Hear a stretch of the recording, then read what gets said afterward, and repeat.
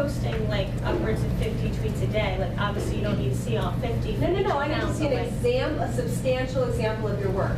But again, I strongly suggest you read the course packet because that's really fuzzy. It's not fuzzy at all on my screen. So sorry about that. Okay, so I'm going to go through this with you very quickly because it's all in your course packet. But you will have a cover page. You will have a table of contents. You will have your resume. So those are 3 things you could do right now. Pretty easy, right? Not any trouble here. You will provide what I call an executive summary. So for your midterm portfolio, we'll call it that, your initial portfolio, this might be like 2 paragraphs. Here's what I'm doing thus far. Details, and this is actually up online as well on D2L. For example, here was a project that I worked on. Here's what I was asked to do. Here's an example of it. Here's what I learned from it, or how I changed over time, or my evaluation of the project. So it will be a lot of screenshots. Okay? I can keep going. There's a lot. See? Blah, blah, blah, blah. Every project you talk about should have an initial paragraph, the example, and then your evaluation of your work. I kind of hate ever providing examples to students because they feel like, oh, I'm supposed to copy that, and I don't want you to be copying that. For example, I will say, like, propulsion media folks, students last semester created YouTube channels, and they just, in there, they provided me a link. And by the way, again, this is in your course packet, how to do this, but it would say, title, like, here was the project, here was what I was supposed to do, and then it would say unedited video with a YouTube link. And then underneath that, it would say edited video with a different YouTube link. And so then I could go on to the YouTube page and, oh, wow, this is 35 minutes of unedited video. I'm going to scroll through it really fast. And then go to the next one and say, oh, that's how it works, right? Then it's 90 seconds of edited video. And then I could look at that and look back to what you say about what you did. Oh, that's what they learned from that. That's how they did that. This is what software they used, etc. Your final portfolio will probably be, and you'll notice it's single-spaced as well. I would probably say you're looking at anywhere between 15 and 25 pages. But look, this is a whole page, right? So the screenshots take up a lot of that space. I don't need them to be huge like this, but for example, so you can see that. That's your final portfolio. We have tons of stuff in there. I would be fine in your initial portfolio if you had 2 projects or the beginning of 4 projects. Something, so I can literally see that you're collecting evidence, you know how to format it, and you know how to talk about it. Yes? I think I'm going to come up on the word projects because right now I feel like I'm more of like a manager. Sorry, like I'm just keeping up with daily tasks rather than creating and executing a project from at any point. So, for instance, this is, and I talked to all of your supervisors and very specifically with Shane about this. You have to leave with a portfolio, right? So this is, to keep myself organized, I had a master spreadsheet of my tasks and how I was working. You could do something like that and say, this is what I started out doing. Okay. I would then probably email you. If you only had this, I would email you and say, are you seriously doing data entry and calling that a common internship? I'm really worried. But if you, one of the other examples that I used, that I have, and I think I posted it already, she was creating basically scripts to talk to clients. And so she said, my task was to create this script so everybody could do an initial call and cold call with a client. And it was an email from her supervisor, screen capture of the email. And it said, you know, dear so-and-so, here's the task I'm looking at doing. And she provided me with the initial script. And then the email back saying, I didn't want this, I wanted the other thing, and then the final script. I was like, oh, look, I really saw how you went from project A to project B and how you progressed with that. Go to your supervisors and say 2 things. 1, I need to be collecting evidence. And 2, is there anything proprietary that I cannot have or share? What does that mean? That's what I was just about to ask. Because I deal with like a ton of names and a ton of like emails and cell phone numbers of like big name people. So how should I? So there's an example and a clarification. So if you're dealing with proprietary information, you can put the person's name and then just black out their home address, their email, something like that. I did this summer, and I kid you not on this, have somebody turn in as their final portfolio 2 pages of an Excel spreadsheet where every single cell had a black square in it. And he said, that's what I did, it's proprietary. So I failed him on his portfolio. And he was all up in arms about it. But his supervisor had been told, you have to have evidence. Literally, seriously, you could have gone to your computer and created what he created in about 12 minutes and printed it out. I need to see that you did so. Even if he had emails from a supervisor saying, create this and do this, he could have listed the names and not the contact information. Or he could have listed no names, because those were proprietary, but then notes about each person or each client. So there's lots of different ways that you can do that. And that's, again, why I'm doing the initial portfolio, because I want to see. And John, if you want to come to me, if you want to come by office hours and say, this is what I have so far, the initial portfolio is due in 2-3 weeks, I'll look through and say, ooh, cut this out, or I wouldn't take this, or go through with it. Because I'm a little unsure, like, that's the one thing I'm nervous about, is how to show what I've done. Talk to your supervisor about it. Okay, so, and again, with QVC, I actually, last semester, had somebody give me, it was, again, a link, but he's like, this is me directing on set. It was a 3-minute video. And somebody just videotaped him in his internship going, no, put this over here, and do this over here. And I was like, oh, that's good, cool. Think of this in 2 ways. One, think of it as you're getting graded on this, so you need to make sure you're giving substantial evidence to me.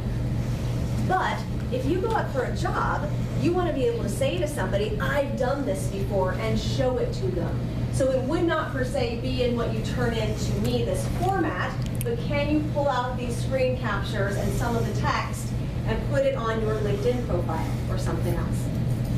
I see that the deadline is like 27th, and like for me, like my huge project at bringing the home is that dinner, and it's the fit, like in that situation, like. If you do not have by midterm at least 2 projects that you could show me evidence of, Oh, no, I mean like, I don't know, maybe I'll just ask you like. Trust me, everybody else has a question nobody wants to ask. I just feel, I don't know, like I feel like it's not gonna be tied all together, you know what I mean? Because like I would have to like, I don't know. What are you doing at work? Oh, I'm doing a lot. Such as, give me an example of what you're doing. I'm learning like about Donor Perfect. It's like an online thing where it tracks all of like the donors and how much money they donate. So give me a screen capture of an initial page and say, I was first asked to learn Donor Perfect, and so this is what the program looks like. Here are the things that I've done. Here's an email from my supervisor saying you've learned these things really, really well. Here are the things we're going to work on next. Just something, so I know I'm not there. I am a voyeur. Please allow me to be the sneaky person in the back of the room, checking out on you, making sure that you're actually doing something. Sean. One of my biggest worries is like me and Natalie work together on pretty much everything. Is it a bad thing that our portfolios would be very similar? No, absolutely not. But you need to say, I worked on this with. Don't say, if I get 2 portfolios, you both say this was my solo project and I did it by myself, I'm gonna be docking you lots of points. Yeah. But if you say we worked on this together, here was my role, here was her role, Gotcha. that is absolutely fine with me. Cool. And it's kind of hard when you have more than one intern at the same place, because I did last semester. Somebody would say, I did this all by myself, and the other person's weekly paper said, we worked on together. And I'd have to call the person in and say, okay, I need some honesty in the papers. So good things to think about ahead of time. I think I get what Lindsay was asking, like, you know how the final portfolio is due on April 27th, which is a Wednesday, but say on April 29th is like when my big project Oh, is that what you were saying? Yeah. Okay, here's the deal. The Com400 program is infamous for providing incompletes to students. I do not want to do that anymore. At the end of the semester, I need to give you a grade.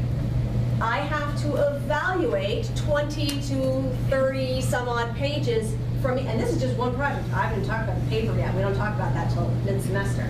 I have to evaluate all of your work. So if you turned that in during finals week, I would have 4 days to read 1,000 some odd pages.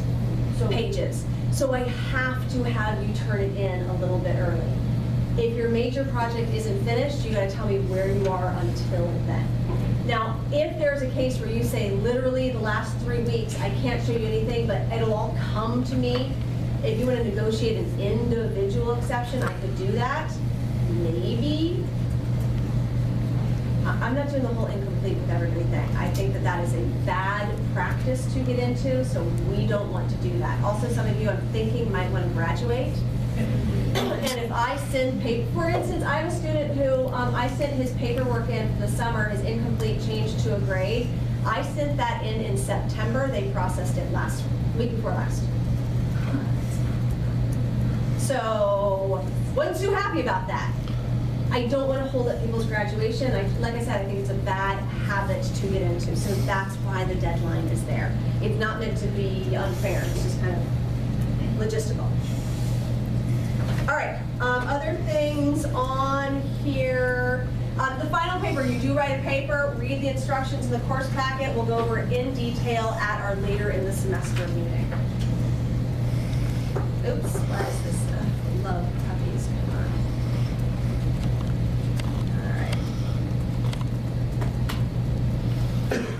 All right. Okay, standards. If you're not going to remember this, write it down.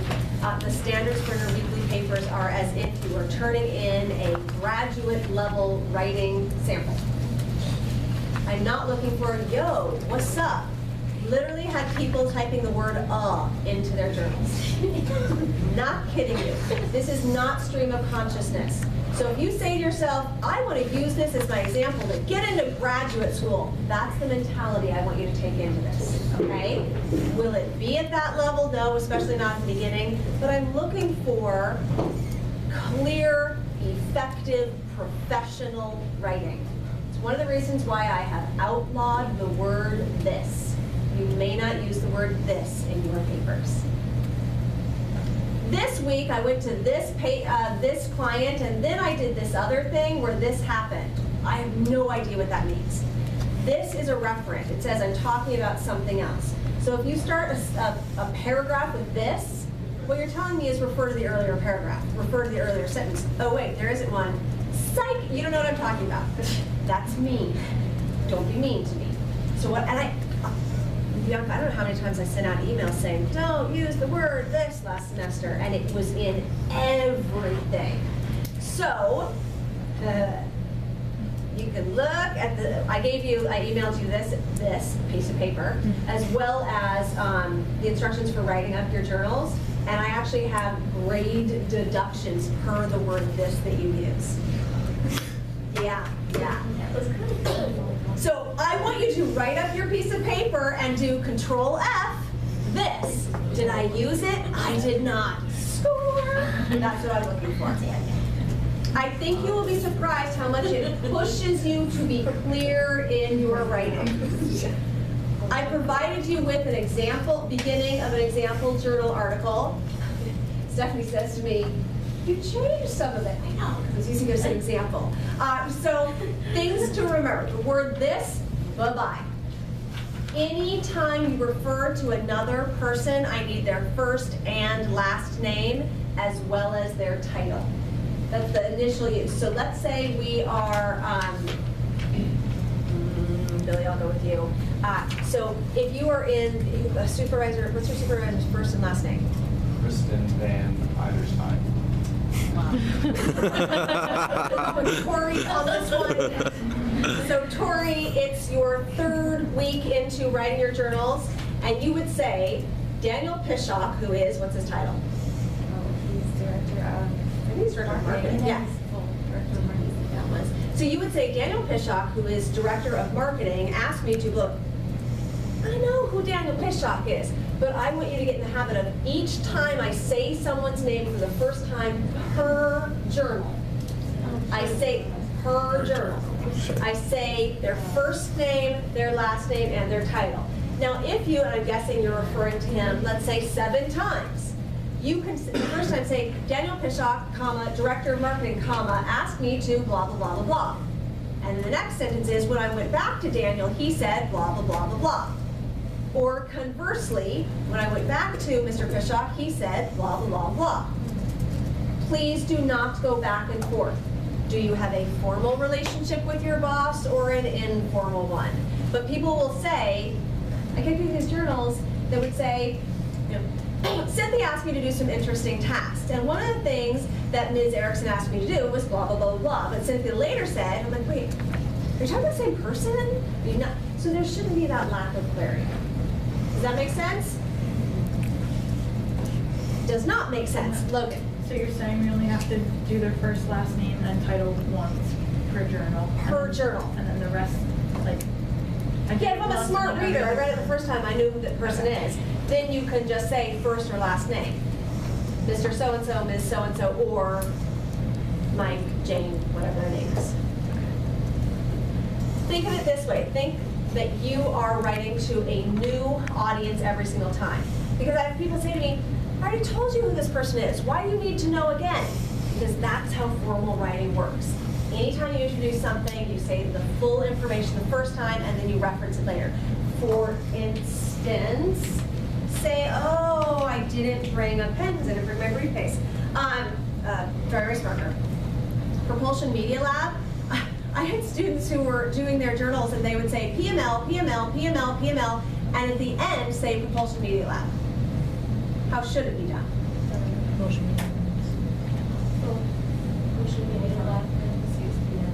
Propulsion Media Lab, parentheses, PML, and then after that you can use PML every single time. So use the full title, tell me what the abbreviation will be, and then you can use the abbreviation throughout. However, if that happens in Journal 1, what do you need to do in Journal 7? The exact same thing. It's as if you're writing to a new audience. You would say, I am in my 7th week at Propulsion Media Labs, in parentheses PML, blah, blah, blah, and then later on PML, PML. Same thing with Westchester University. It can't just be WCU. You'd say Westchester University of Pennsylvania, which is the formal title, and then in parentheses WCU, and then you can refer to it like that the rest of the time.